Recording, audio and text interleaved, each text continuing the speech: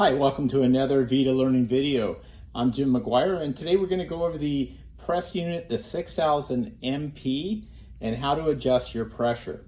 So after you have initially set up your screen, you'll want to go in and look at the pressure just to ensure that you have 5 bar coming into the main pressure unit, and then you'll have to rearrange and look at the 3 bar as well. So you may have several screens here that you've downloaded in your initial setup, and we want to go to the settings button. So if you look up here, there's an empty space. If you touch anywhere on the empty space, you'll bring out this panel. So you can bring it back out of the way if you want, or you can touch on it, brief touch on the screen, and bring down the panel. This right here will be your settings button. You want to go to the settings, and then if you notice here, there is a pink tab that has the units in it. You want to touch that. If you had more than one unit attached to your V-pad, they will show up here. So you just need to recognize which one is your press unit. We have this one connected to as number 1 oven. Down at the bottom, there'll be another settings gear tab. Touch that, and that will bring us to a settings tab or desktop that will allow you to change some of the settings for your press unit or any other unit you have connected to your V-pad. If you'll notice here, there is a tab that says pressure. So what you want to do is, after you do your initial setup, you've got everything connected, all your hoses, you've got your air compressor turned on, you need to check to make sure that your air pressure that's going into the system, into your press unit, is correct. And we're going to look for a tab here that's going to look at for 3 bar and 5 bar. So you'll notice this pop-up screen. You'll see it says 3 bar, and below here it says 5 bar. What you're going to do is you're going to toggle between the two using your finger or an instrument. And now this shows up, it's 5.1 bar. We want to make sure that it's no less than 5 bar coming from your compressor into the unit. On the 3 bar, you want to make sure that it says at least 3 bar. So 3 bar setting, 5 bar setting, touch in the white tab. I've activated the 3 bar tab. It shows 2.9. You want to make sure that you have 3.0.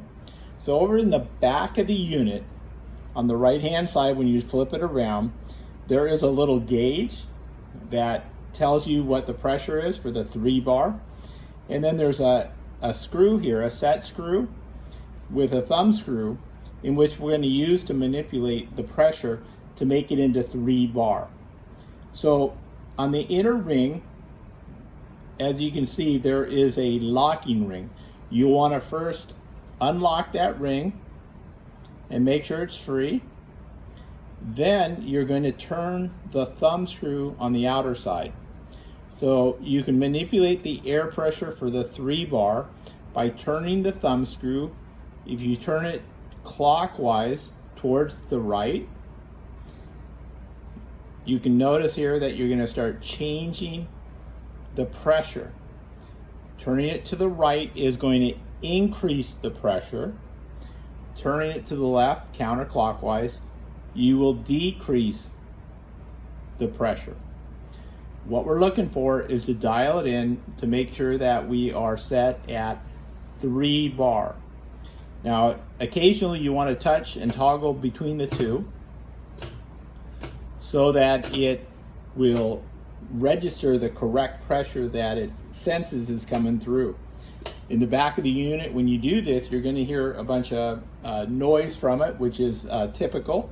That's okay. But by doing that, now you can kind of see it's down to 2.6 bar. We want it at 3. I will turn that outer thumb screw clockwise, and I will raise it slowly to where we want to stabilize it at 3 or 3.1, but not less than 3 bar. So it's at 2.7. I'll crank it just a little bit more. It's gone to 2.8. I'm going to toggle in between just to have it self-check itself. Yeah, a little bit more it looks like. And you're going to do this until you reach your 3. So 2.9, 2.8, 3.0. So it's getting steam, it's getting pressure. We're at 3.0. I'm going to double check it. I'm going to toggle down here to the 5. That's good. It's still 5.1, greater than 5, but no more than maybe 5.2 on the 3 bar. If I toggle back, it looks like it is steady at 3.0. I always want to make sure that you have a minimum of 5 and a minimum of 3. So I want to register to where the 3 says 3.1. It's between 3 and 3.1. So you continue to dial that in, continue to check it, toggle back and forth, and let it stabilize at 3.1.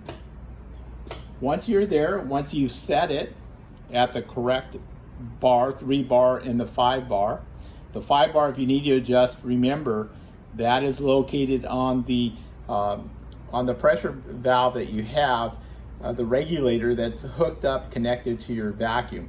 You want to lift the blue cap up, and then you can turn it to increase the temperature or increase the pressure or decrease the pressure.